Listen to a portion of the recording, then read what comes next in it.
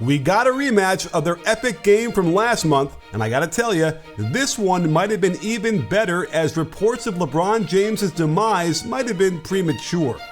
It took a while for his scoring effect to take hold, as the Warriors had complete control of this game until the fourth quarter, but he saved his best for last, detonating for 16 points in the fourth, outlasting and outshooting Steph Curry, as the Lakers, for one game at least, might have just saved their season.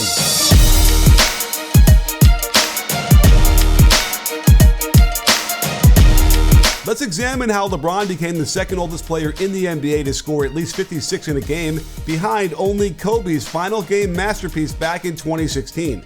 The Lakers immediately went to the Russ LeBron inside ball screen with an empty corner, meaning there wasn't anyone to help. On the switch, Clay can't get around such a big target, and Russ shovels a pass for the easy layup. It's hard to get to 50 points without your teammates helping you a bit, and while Steph thought Looney had the size advantage over Reeves, tremendous timing and effort to knock this lob away, then good aggressive penetration from Monk knocks two defenders deep into the lane, gorgeous over-the-head pass back to LeBron for an even easier bucket. Klay Thompson has been shooting okay from three since he got back, but in his last 4 games, he's down to 33.3%, many of the very contested variety. And the problem with missed threes is that they can turn into fast breaks right quick. Kudos to Porter for trying to step in front of a freight train, but once he gets bumped off here, it's over for the defense. Here's that same inside ball screen for Russ by LeBron with the empty corner. This time it's an even smaller Steph who's caught behind his left foot pivot seal-off, and all they can do is foul. If it ain't broke, just run it to the other side. This time with THG and an empty corner, the Warriors couldn't switch this properly and LeBron's old man game took over, plus the and one. This time they're caught in a stagnant 5-out with not much going on, so LeBron sets the step-up screen with the corner filled. Kuminga can't help one pass away off of Melo, and instead of switching, they double DJ Augustine. Moody is supposed to rotate over as a low man, but you'd need a 7-foot shot blocker down there to have any hope. Here's an interesting play I hadn't seen designed before. Try diving through 2 players, fumble the ball, fall down, have someone else who's not a great 3-point shooter retrieve it, back up to the line, have 2 defenders fly at him before letting LeBron get a free run to tiptoe into a layup. An old Lakers standby to get LeBron a post up on that left block. He starts on the perimeter against Wiggins, but they'll set a cross screen at the right block, and while he doesn't get deep position, we're back at the YMCA gym as the old man goes to work under the basket. At this point, LeBron has 21 points in 16 minutes, yet his dominance has led to a 14-point lead for the Warriors and had me thinking, maybe his impact on the game is simply diminished. Or, in this modern era, any star who detonates in a short period of time might get matched by an onslaught of threes, where in the 80s and 90s, the team would be up big behind an explosion like this. Now, not so much. Perhaps the only way to find out is to actually go to the game, and that's where SeatGeek comes in.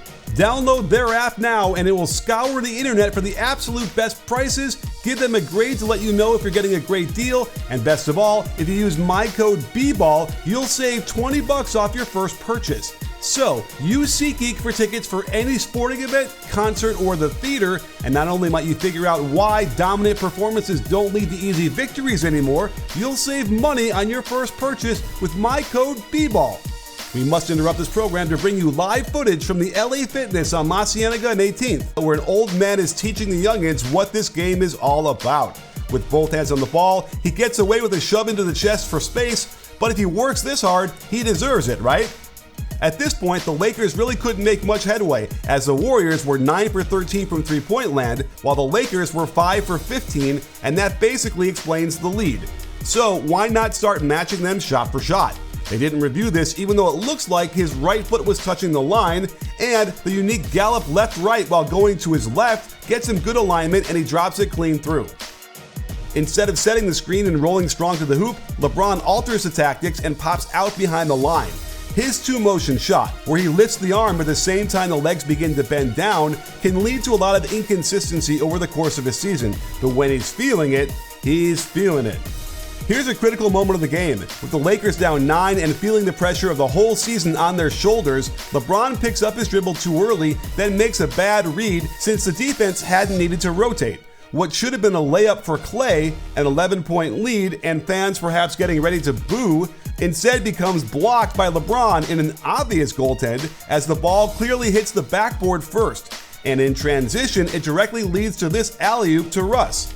To make matters worse, Coach Kerr gets hit with a technical foul, so this becomes a 5-point swing, and the Lakers go on to outscore the Warriors 53-39 the rest of the game. Turning again to the transition game, watch how LeBron uses the windmill move. On the short hop gather, you sometimes see a player travel, but he establishes the left foot as the gather step here. He lifts both feet in the air, and it would be illegal if he landed on the left foot again. But he sneaks the right foot down first, and he's got one more illegal step which he uses to launch the shot for the soft roll and one. From this point on, 7 of his last 10 shots are threes. And while I'm sure the Warriors are happy to give up this shot all game, LeBron is here to put on a show. We get a high pick and roll to get Curry involved, and while Steph tells Wiggins to switch, he then takes a step back towards THT. I hope LeBron said thank you as he rumbled by for the reverse slam. It can be hard to understand what happens to get a player into the zone, but even a double pump doesn't affect his rhythm here as the low arcing shot drops straight through the net. It was heat check time, and remember, LeBron struggles with his elbow alignment to the hoop, which is why going to his left is so much better for him since the body is already naturally turned, and here's perfect rhythm, where he's bending his knees fully before the arms swing up. He also has to add more arc from that distance, and the game is tied for the first time since early in the second. If I said it was heat check time before, I was wrong. This is heat check time.